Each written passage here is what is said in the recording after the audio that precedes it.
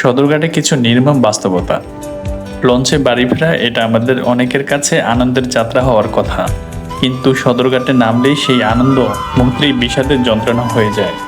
গ্রামের সহজ সরল মানুষ ঢাকায় আসে কিছু মালামাল নিয়ে এবং বাড়ি ফেরার সময় কিন্তু কিছু মালামাল নিয়ে যায়, কিন্তু সেটা স্বস্তি নিয়ে যাওয়া নয়, পুরোই অস্বস্তির। হকার, চোর, ছিনতাইকারীর দৌরাত্ম্যের ফলে দোকানদাররা দ্বিগুণ দাম হাঁকে।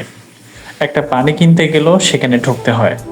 গ্রামের মানুষ না জানে শহরের কায়দা, না জানে দাম। তাদেরকে টার্গেট বানায় সবাই, লঞ্চ কর্তৃপক্ষ থেকে শুরু করে ফল ব্যবসায়ী পর্যন্ত।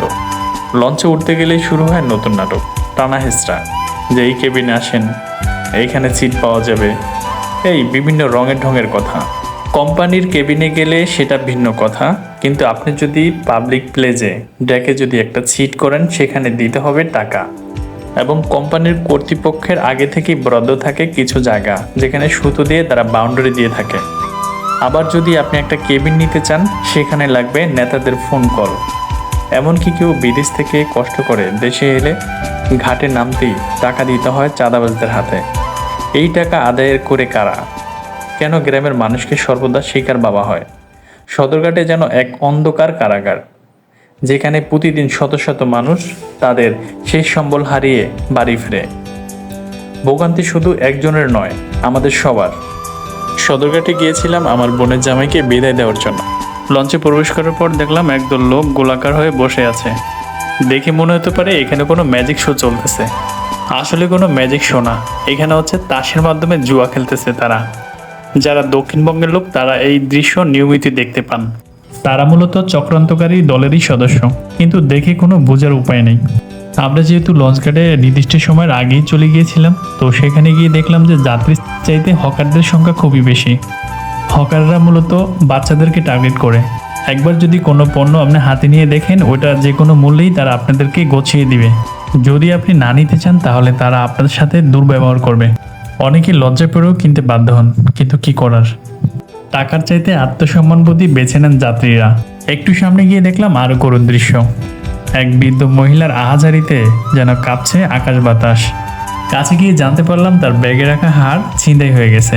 2-3 জন হকার তার সামনে আসে অনেক মালামাল নিয়ে, এটা সেটা কথা বলে তাকে ভুলিয়ে বালিয়ে তার ব্যাগটা ছিনতাই করে নিয়ে চলে গেছে।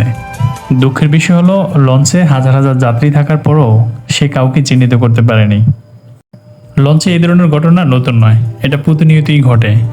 ছিনতাইকারীরা সুযোগ পেলেই সাধারণ মানুষকে বোকা বানিয়ে তারা ছিনতাই করে নিয়ে চলে যায়। লঞ্চ কর্তৃপক্ষ যদি হকারদের লঞ্চে ওঠা নিষেধ করে দেয়, তাহলে এই ধরনের ঘটনা কিন্তু ঘটার কোনো সম্ভাবনা থাকে না।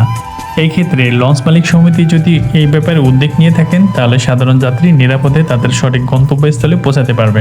যাই হোক, লঞ্চের ভিতরে ঢোকার পরে আমরা সিট নিলাম, তার বিনিময়ে তাকে 100 টাকা দেওয়া হলো। সাথে লঞ্চ ভাড়া তো আছেই।